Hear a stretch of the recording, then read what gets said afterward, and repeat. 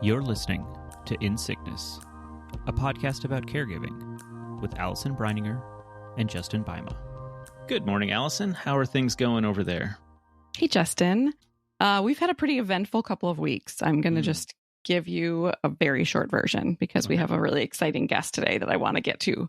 But in the last couple of weeks, Sean's just had a lot of medical things. He all of a sudden had blurred vision in one of his eyes. And that turned into this our brain is always is that a tumor? What is that? And so and of course it happened over the 4th of July. And so nobody's around. And so a lot of medical things that have happened in the last couple of weeks, but I will skip to the punchline, which is that it's not any new kind of cancer, which is great. That's great. We still aren't totally sure why it's happening, but he's got all these new kinds of eye drops that he's trying. And we're hoping that is the solution. Mm-hmm.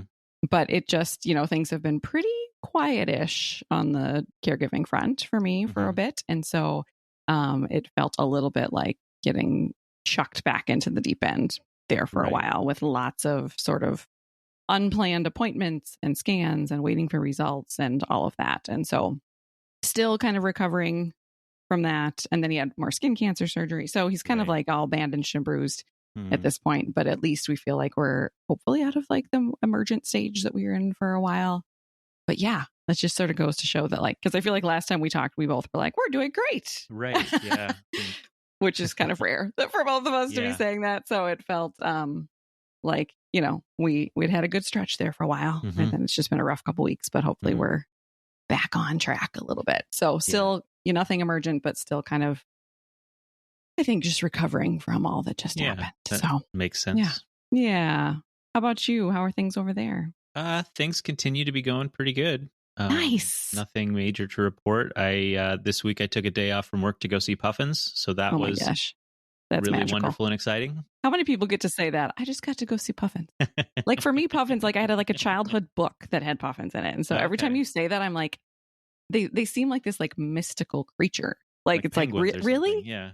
Well, no, because penguins everybody sees, but puffins, man, okay, that's awesome. So I'm happy for you that was a real boosting. Yeah, so, yeah. We're on a streak. I don't want to jinx it, but you're on quite a streak, my friend, of every episode saying I'm doing well. I'm doing well. So I love it. Let's stick with that. Yeah. Mm-hmm. So we do have a guest today, which I'm excited about. Me too. It's something I don't know a lot about. I know you know more about this topic than I do, Allison. So would you be able to kind of introduce our topic and our guest? I would love to. Yeah. So today we have with us Jenna Law. She is a certified Enneagram coach. So you all have heard us, Justin and I, sort of talk about the Enneagram sort of unofficially. It's an legend to sort of explain what it is. But I think that what we've talked about over the years, sort of how Justin and I obviously have really different personalities. And I think that caregiving is the kind of thing that you don't choose it. It just happens to you. And so unlike your maybe a job or a vocation. And so we've talked about how do our personality types sort of, and the way that we're wired sort of impact this role of caregiving. And so we thought it would be very cool to bring on someone who knows the topic well. And so Jenna, welcome to the In Sickness podcast. We are so glad you're here today. Thank you. Thank you for having me. I'm really excited to be here too. Great. Yeah. So, we've sort of talked about it, but we are certainly not experts. So for listeners who might be new to what it is, can you give us a little Enneagram 101? Yeah, definitely. So the Enneagram is a personality typing system. It's made up of 9 distinct types, and each one has its own set of qualities, kind of own sets of strengths and opportunities.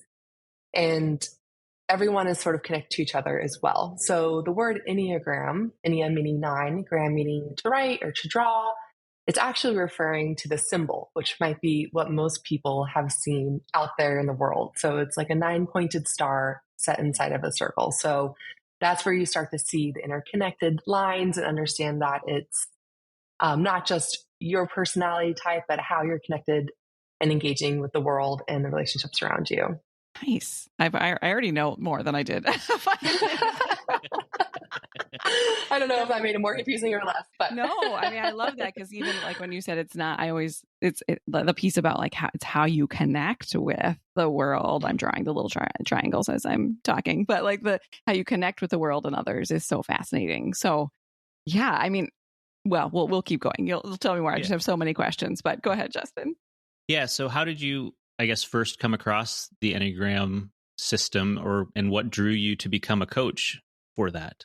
So a few years ago, well, probably more than a few at this point, time flies, I had a friend introduce me to the Enneagram, via some Instagram posts. Anyone who is sort of familiar with the Enneagram world, there are lots of fun accounts out there that do some of those cute illustrations. And that was the first time I'd really heard of it. And I'm reading through these descriptions and I came across the type that, ended up ultimately being my type. I'm like, dang, this seems a little like uncanny. Like this is really articulating some things that I haven't been able to put in words myself. So I just started learning more out of my own self-interest.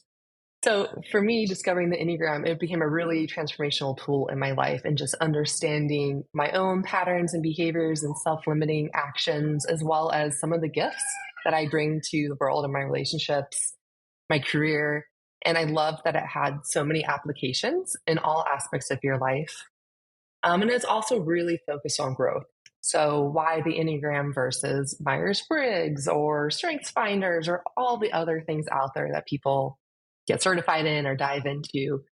That was really what drew me to it. Is sort of the famous quote is, it doesn't put you in a box. The Enneagram shows you which box you're in and how to get out of it, because it's all about evolving and growing and really just, again, from all aspects of life. So basically became a huge Enneagram nerd for several years. And then more for my own sake, I decided to go ahead and get certified as a coach just to really dive even deeper. And that was just over a year ago. But anyone in my life can't avoid me talking about it with them. So the coaching part with others really started just evolving naturally and organically as I worked with my friends and my family and my coworkers. And it's really become something, that's a part of my life that I love. So when you said that about so you said there's all these different sort of aspects of it and whatnot. So can you talk through that? Like how, I'm a 3, so if I'm a 3, like you said, there's like strengths and there's opportunities and the way about getting you out of the box and the growth and all of that. So what might that mean? Like how can I sort of have that information, but use it differently than, like you said, the Myers-Briggs, right? Like that's just sort of something you have, but you said this is more about sort of the growth and the evolving, right? Yep, exactly. So for each of the 9 types, we're all sort of driven by a unique fear or motivator, just something that's a little bit deeper, that desire that we're almost subconsciously striving for. So using the 3 as an example, its moniker is the achiever. So they're known for being really adaptable and ambitious and energetic and really being able to succeed in almost anything that they do. But they're also a little bit image conscious, and that's where some of that might come from. So that basic fear is, fear of failure or not having worth or being seen as worthless or not important. And threes are really striving at some level to be accepted and to be valued and to be seen that way in their groups. So just even going through that really high level, there's obviously a lot of strengths that 3s can bring. Even thinking about a giver role and knowing that 3s are going to be very dedicated. They're going to be looking for, the best and most efficient way to get things done and handle business. But knowing that there's sort of this fear of failure when things get tough or they're acting more in stress, that could be sort of understanding the root cause of it or where it might be coming from, is that fear of not doing it well enough, or someone saying, why don't we get a nurse because you're not, fulfilling this duty fully. And of course, that's just an example. I'm not sure if you've ever felt that way, but those are just some of the ways you can use those, descriptors and the vocabulary to start gaining that self-awareness. Yeah. Taking it from there.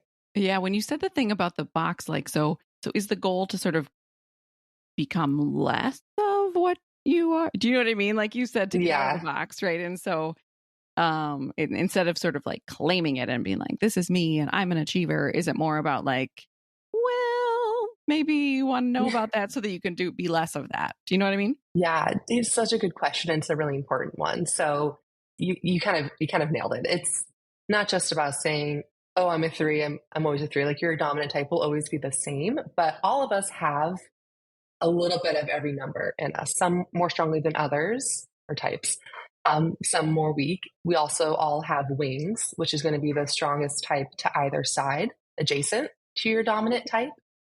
So as you sort of grow in self-awareness, you become more balanced and you start learning how to pull from every type and add those tools to your toolbox, so to speak.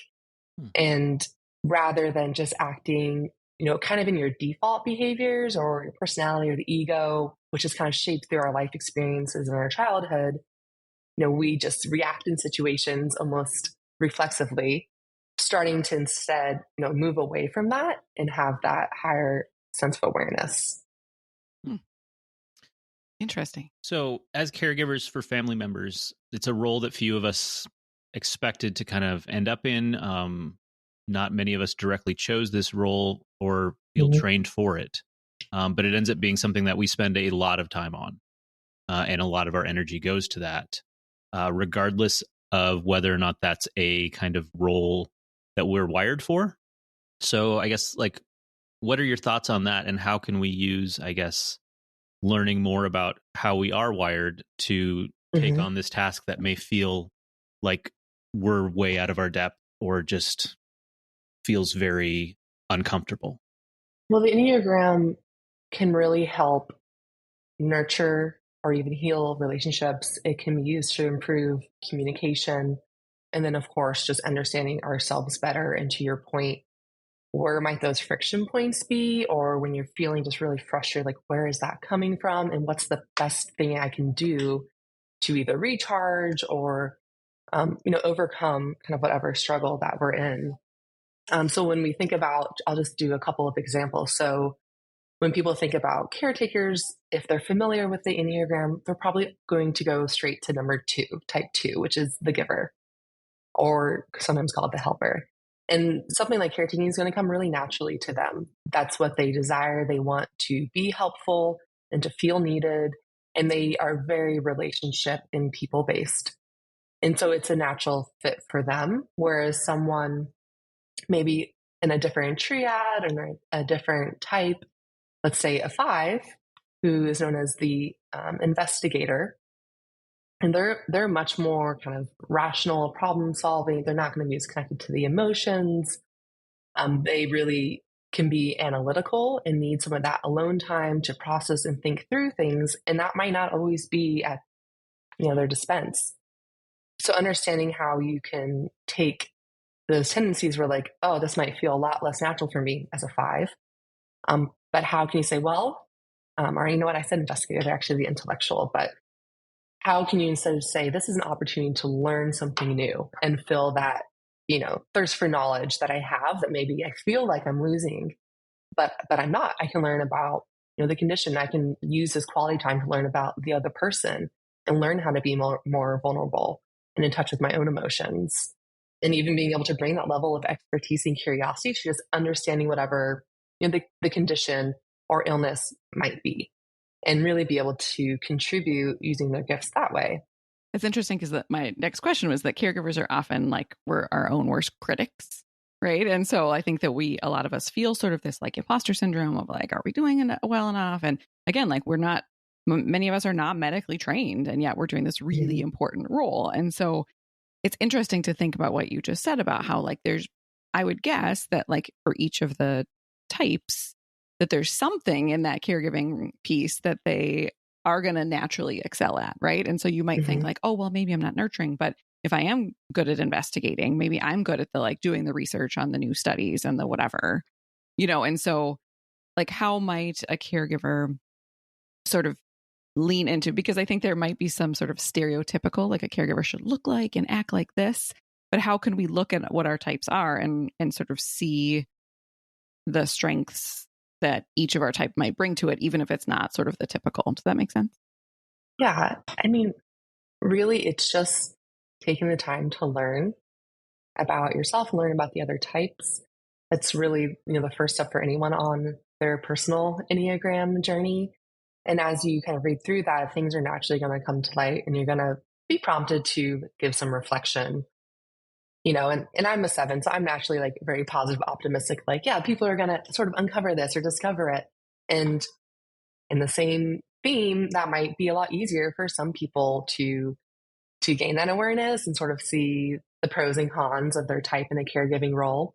But, that's also where someone like myself or a therapist or even a friend who's just really familiar with the system can help as sort of an objective third party say, I've observed this about you, or, here, let me help you kind of navigate through this. So I think also being willing just to use all resources, whether that's the me search, the research, or reaching out to people in your life that can help.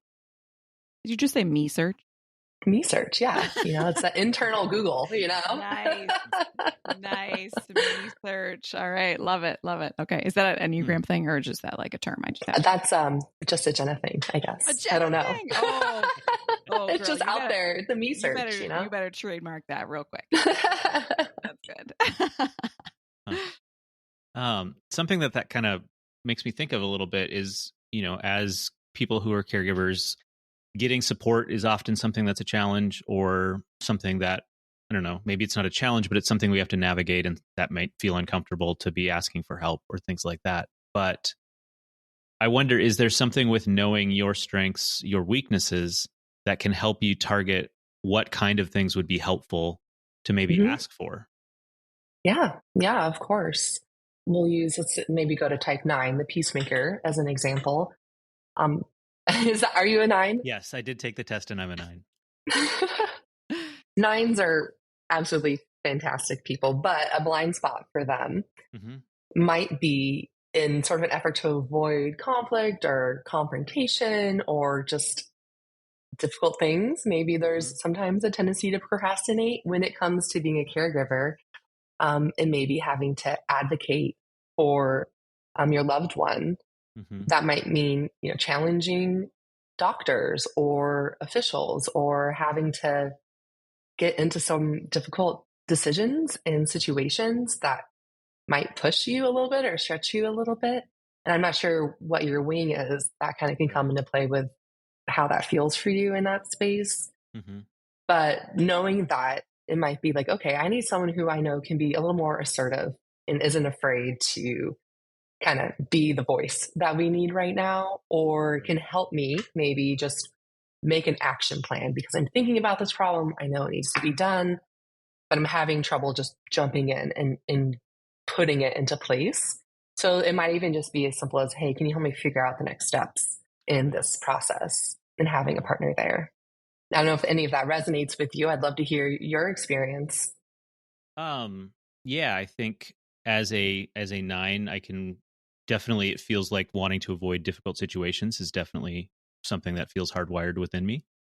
And when my wife, she's doing much better now, but when she was very sick and spent years mostly bedbound, it was not easy for me to reach out and ask for support. Now, thankfully, we did have family that was around us to kind of fill in there, and it wasn't a situation where we were just out on our own and I was unable to kind of do that. But that was something that wasn't easy, and advocating was something that was a stretching experience. So yeah, I can certainly relate to that.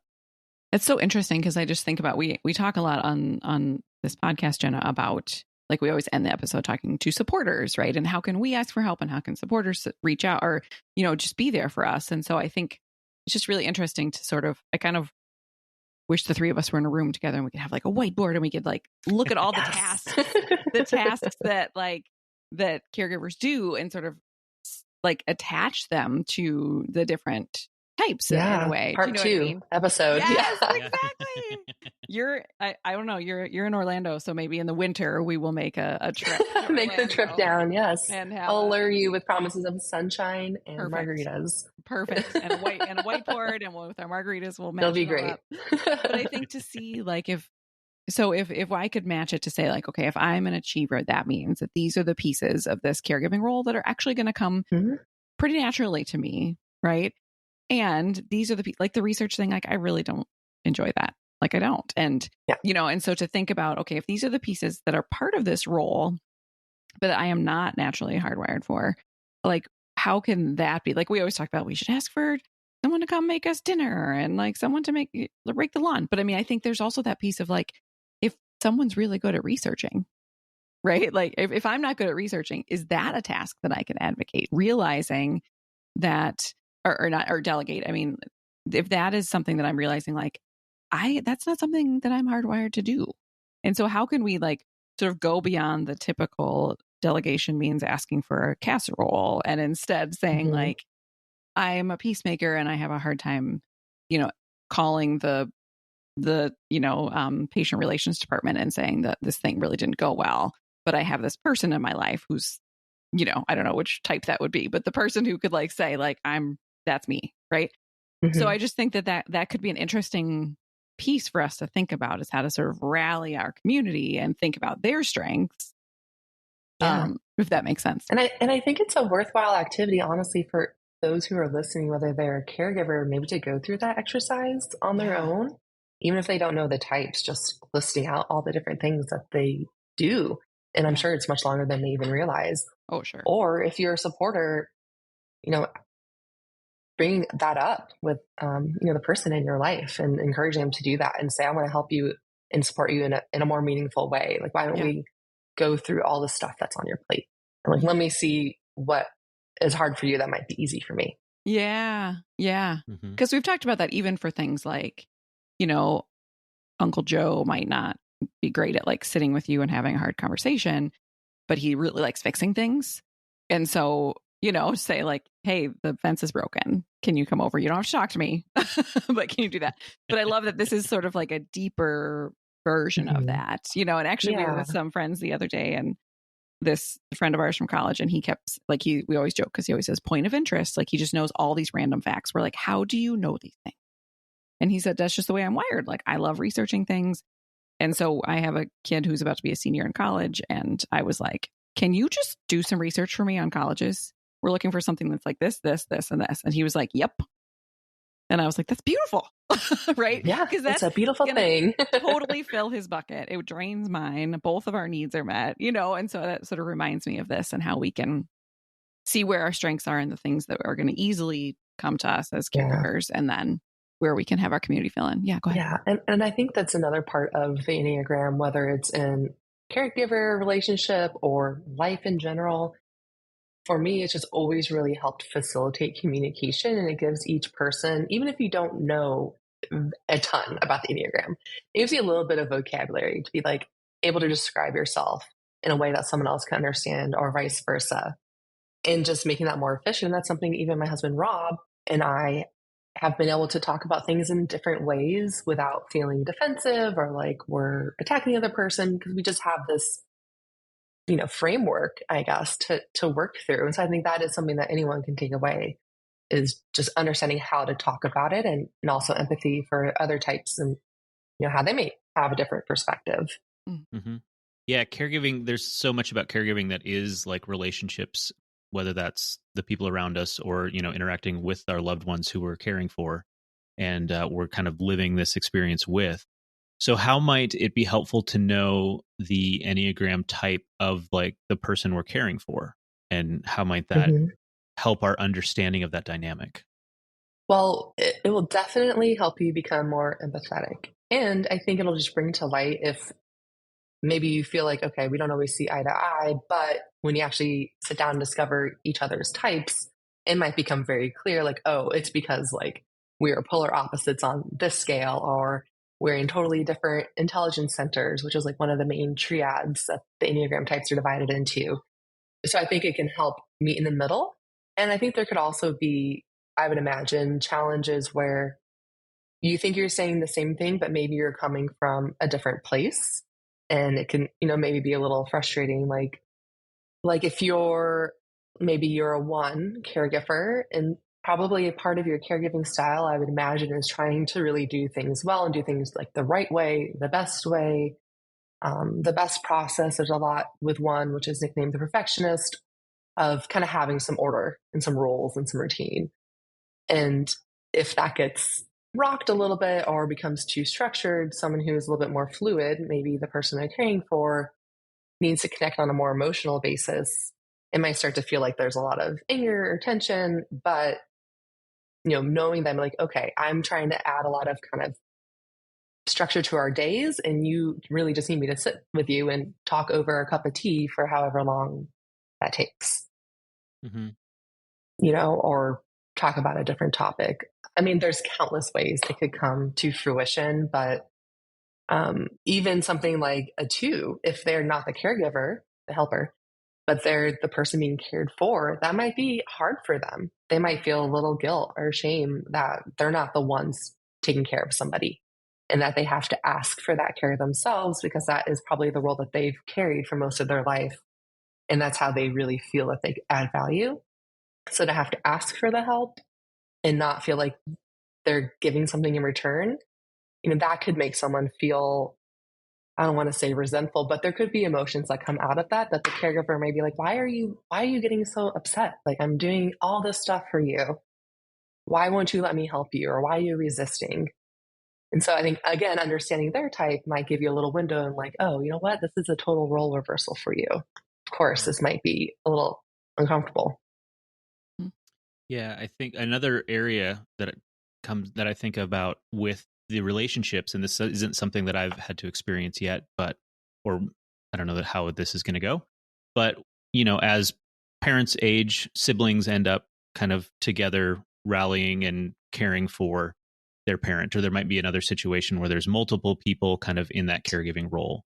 And there can be a lot of family dynamics at play there, and everyone not agreeing, and like that could be a real I don't know, minefield potentially. And so I can see that if you could convince everyone to, hey, let's learn a little bit about this, let's understand how we all function, that could be a bridge to better navigate that situation, knowing who's good at this, why there's tension between two people.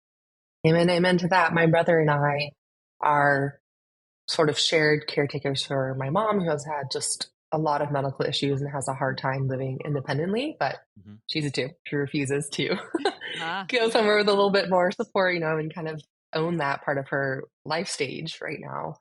And my brother and I are very different. And then we also have, my dad, and they're not married anymore. And my mom's dad, who's in the area now, wasn't for many years. And suddenly he's like very involved in things. And there are definitely dynamics with a capital D all the way through. And it is something that has helped. And even, part 1, when you're sort of a group caregiving situation, it's like being on a team, and I do a lot of workshops with professional teams where, exactly like you said, you just have to sit down and get to know your types and each other's types. And a little bit of a kumbaya moment and acceptance. But even if you're not there, but you just recognize that you need to work as a team, and you might be the only person who understands the Enneagram, that knowledge is going to help you start coming up with some theories of like, you know what, I think you might really be coming out of this space. Maybe you're this type. Now I have some ideas about how to work more effectively with you, even if you're never having that exact conversation with them and typing them per se. So, my brother is a 4-wing 5, which is someone who is very emotionally connected, but also very, he likes the research part of it for sure. I'm a 7-wing 8. The opportunist, I'm sort of like I mentioned earlier, the eternal optimist, very pragmatic and like to just kind of get things done. And, we've had situations where, it's definitely an emotional roller coaster with our mom and who is going to be there for her, or, oh gosh, there's a doctor's appointment and she needs someone to drive her, but like I'm working and you're working, who's going to take off? And, it can kind of build up. And then one night, it did kind of come to a head for us. And he's like, you're just sometimes so list oriented and so positive, but I feel like you're not acknowledging like the sacrifices we're doing, or like you're not sitting with this emotion, like you just keep going, but like this is heavy for me, and like I need to be able to talk to you about it without you just immediately jumping into the next, the plan and the action plan, and just to feel a little bit seen and heard, because having to give so much emotionally and physically and time for him is very, very draining. And he needed me just to acknowledge that sacrifice he was making. So it really helped us have an honest heart to heart. And sorry, that's probably a little bit of a long anecdote, but I think it illustrates the point that you brought up, Justin, perfectly. And it's definitely one of the powers that the system can be used for and bring to any type of relationship. Thank you for sharing that. I think it's a really powerful anecdote. And I think what a healthy conversation. I mean, it sounds like it had to build to get to that place, right? But what a healthy conversation that your brother felt he was able to say that to you and that you have this framework for that. Whereas I can imagine in other families, a lot of families, it maybe wouldn't have gone quite like that. Right. Maybe not. I mean, and I'm a coach and I still can get lost in my own type of a 7 of avoiding the hard emotions and the feelings and kind of pushing those down. Yeah. And he can call me out on it, because he's very well versed in it as well. So yes, I think it helped us not totally, to each other's heads off, but it was a great chat. Yeah. And I think too with, have done workshops on family dynamics and caregiving. And I think that, we all sort of go back to our 12-year-old self when we're with our siblings. Mm-hmm. Right. Mm-hmm. And so that's, like even if we've been around each other as adults, there's something about it that we all just kind of revert back, I think. And so I think then that can be even more of the core. So even if we've done a lot of work to maybe sort of move outside of that box that you talked about, there's something about being with your family that sort of, I think, it's triggering, right? And makes you sort of the amplified version of yourself, if that makes sense, right? So and these are the people who know you the best. Yes. You've been through all of it together, and especially siblings when, especially if you're caring for parents, at some point they're going to pass on and you're just with each other. Yeah. All you have left, and you're the only other person who really knows the full story. So it's an important relationship, but it's one I see, siblings especially, one I see under stress the most probably. Yeah. But it can really be such a valuable relationship if there's time taken to really heal that and develop it, because you are kind of your allies in this world.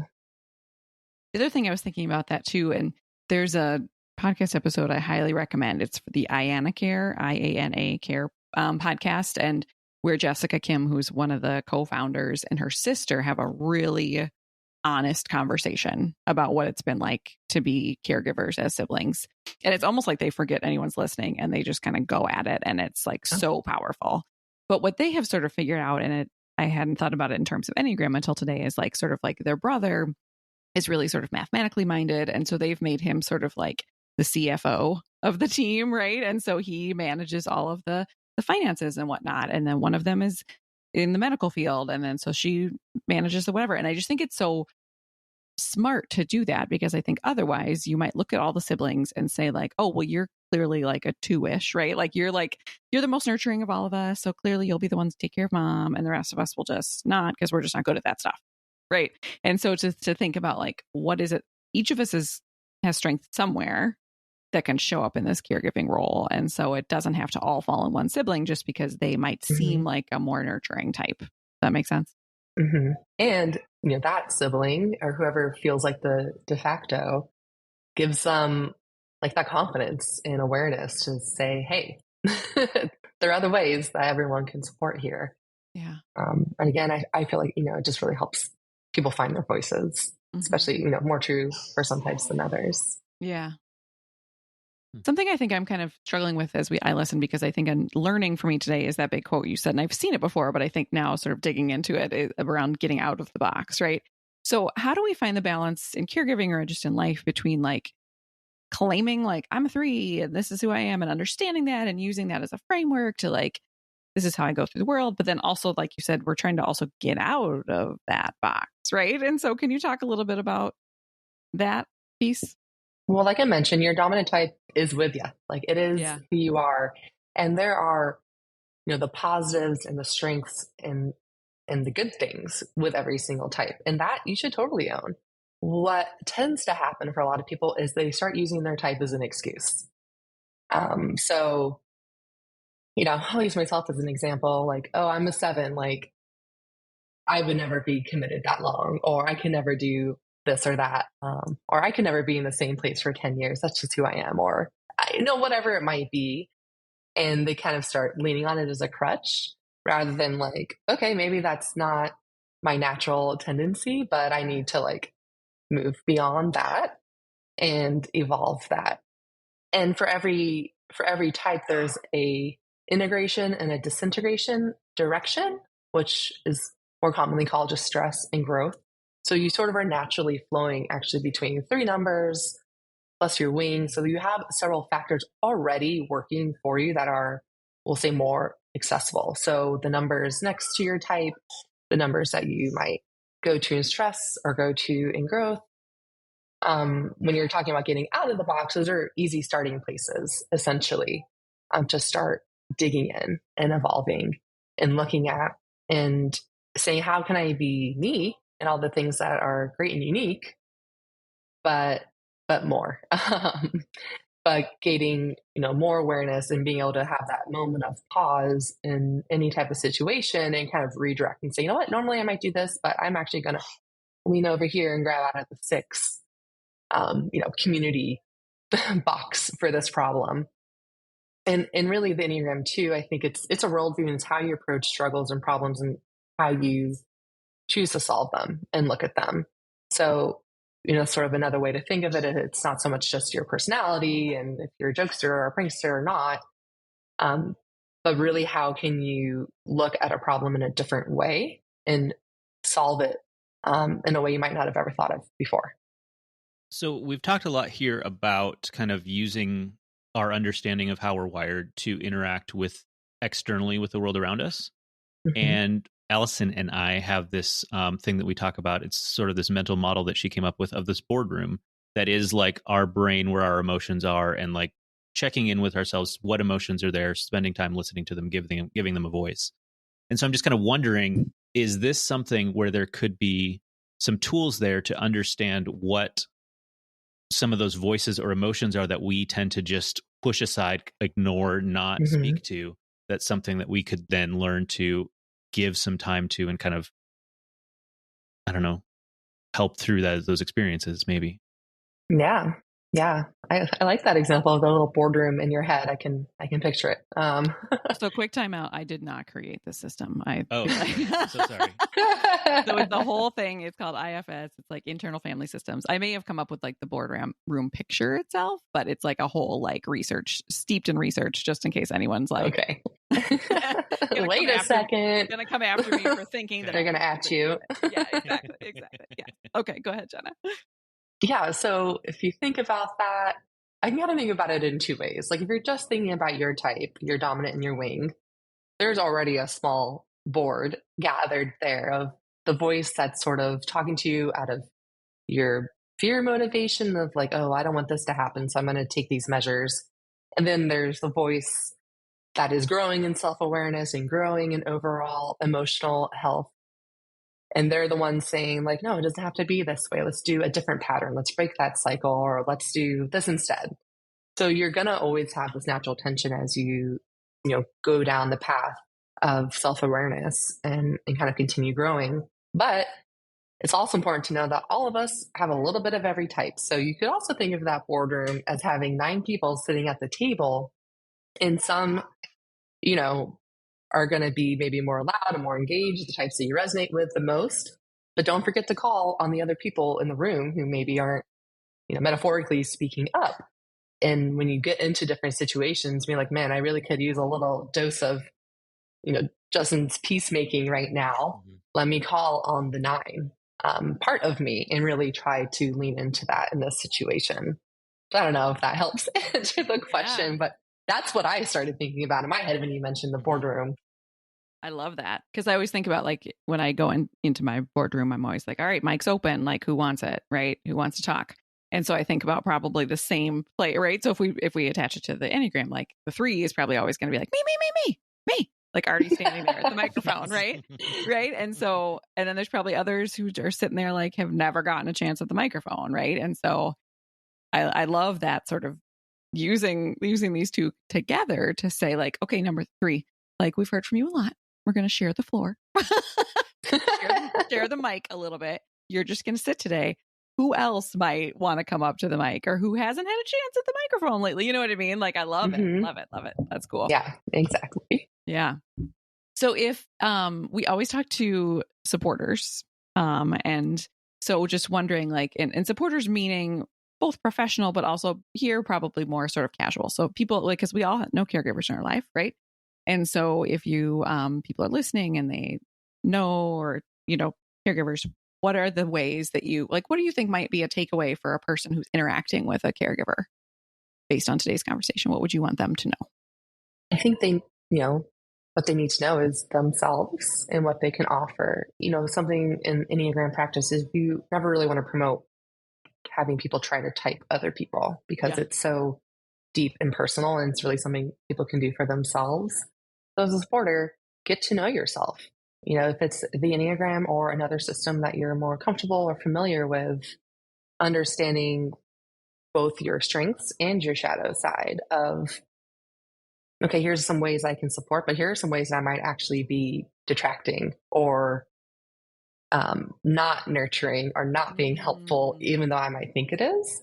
Realizing that I'm always handing out advice when that's probably not what they need. But I think it can help just put them in a better position to be proactive in that relationship.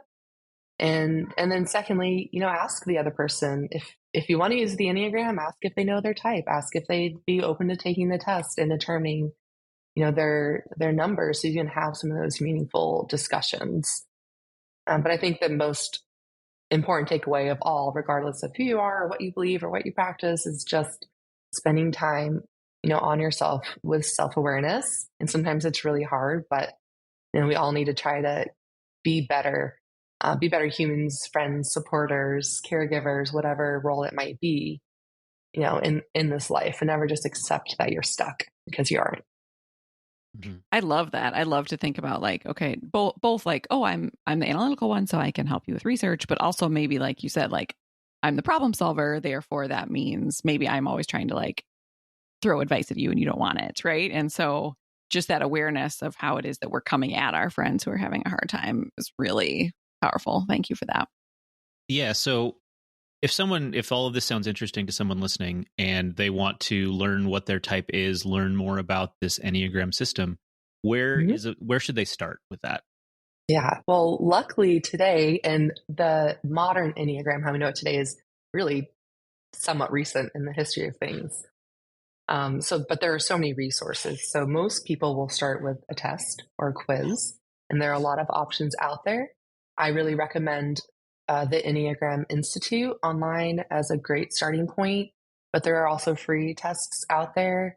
But that's really just the tip of the iceberg where you should start, because from there, just however you like to do it, whether it's Instagram or podcasts or reading books or reading blogs, start digging in and just learning and deciding, what's a fit, because it's your dominant type, it's your wing, your subtype. And then the more and more honed in you get, the more insightful and powerful it can be in your life. So it really starts using my me search again, just spending some time learning about the system and seeing where you fit. And then from there, it can really start to roll in a lot of different directions and applications in your life. And then, of course, there's people like me who are certified coaches. And, a huge part of my job is helping people determine their types, because it is pretty easy to mistype or to not understand how I'm a 3, but that person's a 3 and we are nothing alike. And I don't get that. Yeah. That can't be, one of us is wrong, right? Like, not necessarily, because there's levels of health and all these different things. So if someone really wants to start getting into it, a lot of coaches have free consultations. Like I do, first sessions, 30 minutes are free, just because I think it's so important for people to start understanding who they are. So there's that. But yeah, there's a lot out there now. It seems every day there's a new book on Amazon I'm getting pinged about. So I've got a small library building. Yes. So someone could reach out to you and you could help them find their type, but then also coach them into, like, okay, so we learned this about you. Let's apply that to your life, that kind of thing, right? Yeah. And most people are sort of in some type of rut. A lot of people use it for career development, professional development, for relationships and marriage, or they just really want to gain that self-awareness and feel like they're making more progress. So a lot of times people come with sort of a specific region where you can kind of start making a plan for how to apply the Enneagram. And that's like my coaching practice every day. Enneagram is really focused on what are just small things you can do every day that will have a lasting impact, rather than trying to like break off this huge chunk of change at once. But yeah, so I think obviously biased coaching is an ideal way to go. And at least a great first step, pointing you in the right direction. Yeah. Yeah. Well, we are so excited because Jenna has agreed to come to our support group on this topic.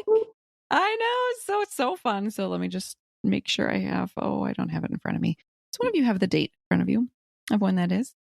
So when, we have our support groups that attach to each one of our episodes, and Jenna has agreed to come along. And so if you are listening, bring your Enneagram questions, and Jenna will be there with us that night. It would be awesome if you have a chance to maybe take a quiz before you come and then bring some questions. But we just really appreciate that you are going to be there too, because I'm sure that as people are listening, they're like, well, what about, right? So they'll have that opportunity. Yes, we're just scratching the surface. Exactly. I know. So it looks like it's Wednesday, August 16th. Fantastic. Yeah. So then keep me honest. Yes. And then that will be 7 p.m. Central Time. So watch for that. But Jenna, this has been really helpful. And I realize I feel like I maybe like knew enough to be dangerous. And so I'm so glad that I know more now. Right. Well, I love talking about it in this context, and it's such an important space in obviously your all's life, but in mine a bit too. Yeah. And I really look forward to the small group too, and kind of diving into it. And I'll kind of add one final thing. You mentioned before that meeting, take the quiz if you don't know your type or whatever. I do have a couple like virtual classes before that date, or one. So I have an Enneagram Essentials class that I do basically every month. So that's an option for anyone out there listening who might want to just pop in. 20 of these classes are an hour, and it really is, goes over the foundation, and you'd be set kind of to dive into more discussion from there. I hope that's the goal, of course. Yes. So send us that, and we will certainly share that with everyone. But they don't need to have gone to that class to come to the No, of course not. Great. Okay. Awesome. Anything that we didn't ask you or bring up today that you want to think would be important for our listeners to hear?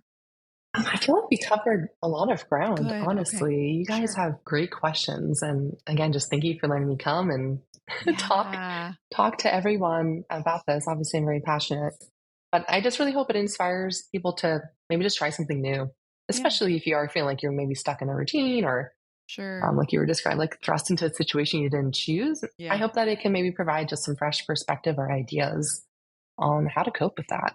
Yeah. I think a couple takeaways I'll just say for myself is, one is the piece about getting out of the box, right? Not just being like, well, I'm a 3. That means this is how I'm going to always roll, but how can I grow and learn? But I think also it really struck me when you were talking about people who are being cared for and how their personality type or how their Enneagram type might impact how it feels to them to be cared for, right? I think that's really powerful. And then also thinking about the siblings or like the team of people and all of us working together to sort of see like where our strengths lie and how we can all sort of fit in different ways. So that's just kind of the tip of the iceberg, but those are some top of mind takeaways. Justin, anything that you want to add that you have takeaways from today? I think just learning a little more about it. Like I took a test and 9 was the highest percentage, but apparently there's probably more to it than that. And so just kind of, I don't know, learning a little bit more kind of as a next step. Do you think it would ever be something that Sarah would be interested in taking and that the two of you would talk about?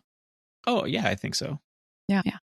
Because I know that Sean is a 9, my husband. And so like that has really helps me to understand him better and to, the classic, like, what should we have for dinner? And says, what would you like to have? What do you want? Yeah. Exactly. Right. And so, to know like, okay, there's some hardwiring involved here, right? Like it can be really helpful. So yeah.